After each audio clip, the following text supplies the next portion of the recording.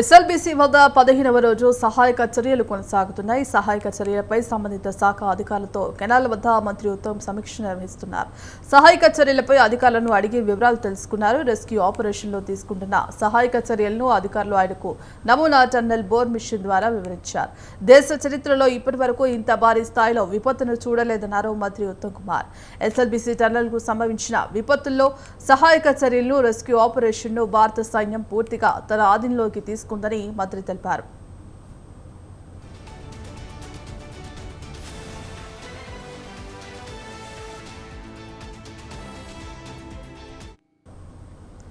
Right ఇక breaking news చూస్తున్నాం. SLBC వద్ద సహాయక చర్యలు కొనసాగుతున్నాయి. ఇక ఉత్తమ్ కుమార్ రెడ్డి ఆ సమీక్ష నిర్వహిస్తున్నట్టుగా తెలుస్తోంది. ఇక అధికారులతో కూడా ఆ సమావేశం ఏర్పాటు చేసరికి ఎప్పటికప్పుడు పనులను పర్యవేక్షిస్తున్నట్టుగా తెలుస్తోంది. ఇక ఇందుకు సంబంధించి కంప్లీట్ అప్డేట్స్ మా కరెస్పాండెంట్ ప్రదీప్ అందిస్తారు. ప్రదీప్. భాగ్యశ్రీ, ఏదైతే 15వ రోజు ఎస్ఎల్బీసీ టన్నెల్లో సహాయక చర్యలు కొనసాగుతున్నాయి.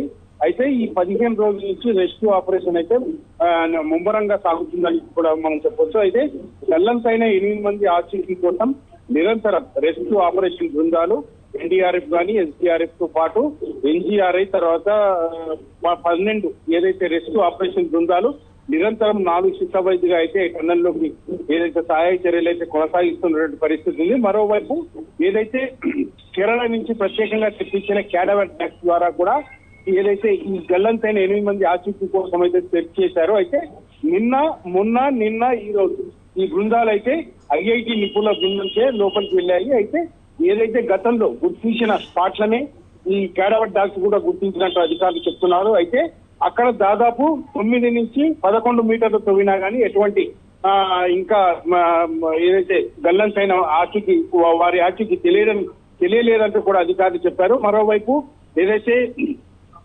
అరవింద్ కుమార్ తో పాటు పలువురు అధికారులు కూడా ఇక్కడ ఉండి ఏదైతే సహాయక బృందాలకైతే సూచనలు అయితే చేస్తున్నటువంటి నేపథ్యం ఉంది. మరోవైపు ఈ రోజు ఉత్తమ్ కుమార్ రెడ్డి కూడా కొంతసేపటి క్రితం ఎస్ఎల్బీసీ టన్నెల్ వద్దకు చేరుకున్నారు. సహాయ కార్యక్రమాలు దగ్గరుండి పర్యవేక్షిస్తున్నట్టు నేపథ్యం ఉంది. మరోవైపు ఈ 15 రోజులుగా అంటే అధికారులు ఏమి చేస్తారు, ఎలాంటి కార్యక్రమాలు చేశారు, ప్రభుత్వం ఇచ్చిన సూచనలు ఏమైనా పాటించారా లేదా అన్న కోణంలో అయితే అధికారులతో సమీక్షా సమావేశాలు నిర్వహిస్తున్నారు.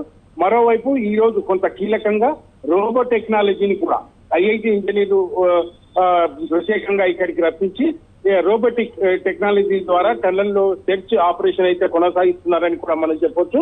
అయితే దీనికి సంబంధించి కొంత టన్నెల్లో కూడా కొంత ప్రతిష్టంభన నెలకొన్నది. ఏదైతే ఉబికి వస్తున్న నీరుతో పాటు కూరుకుపోయిన మట్టి కూడా కొంత ఇబ్బందికర పరిస్థితులు అయితే సృష్టిస్తున్నటువంటి పరిస్థితి ఉంది.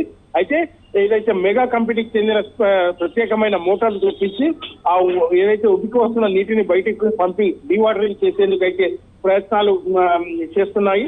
మరోవైపు ఈ కూరుకుపోయిన మట్టిని ఏదైతే కన్వేయర్ బెల్ట్ ద్వారా మట్టిని బయటికి పంపిస్తున్నప్పటికీ అది పూర్తి స్థాయిలో మట్టి భారీ ఎత్తున ఉండటంతో కొంత ఆలస్యం అవుతుందని కూడా మనం చెప్పొచ్చు. మరోవైపు ఏదైతే టీబీఎం మిషన్ ను కట్టర్ ద్వారా ఏదైతే విడిభాగాలుగా చేసి బయటికి లోకో ట్రైన్ లో బయటికి పంపిస్తున్నటువంటి పరిస్థితి ఉంది. మరోవైపు ఏదైతే ఆర్మీతో పాటు 12 సహాయక బృందాలు నిరంతరం 4 షిఫ్ట్ల వైద్యుగా ఈ సహాయక చర్యలు కొనసాగిస్తాయి. మరో 2-3 రోజుల్లో ఎలాంటి ఫలితం రాకపోవచ్చు అని కూడా అధికారులు చెప్తున్నారు. అయితే 2-3 రోజుల తర్వాతనే ఏదైతే ఒక కన్క్లూజన్ కు వస్తామంటూ కూడా అధికారులు చెప్పిన నేపథ్యంలో ఆ దిశగా పనులు కొనసాగుతున్నాయని కూడా మనం చెప్పొచ్చు. మరోవైపు ఈ రోజు ఉత్తమ్ కుమార్ రెడ్డి కూడా ఏదైతే జిల్లా కలెక్టర్ తో పాటు రెస్క్యూ ఆపరేషన్ బృందాల చీఫ్లతో కూడా సమీక్ష సమావేశం నిర్వహిస్తున్నారు. దీనికి సంబంధించి ప్రభుత్వం ఏదైతే రోబోటిక్ టెక్నాలజీ వాడుకోమన్నదో దానికి దిశగా కూడా ఉత్తమ్ కుమార్ రెడ్డి పలు సూచనలు కూడా చేయనున్నట్టు కూడా తెలుస్తా ఉంది. Right, thank you Pradeep.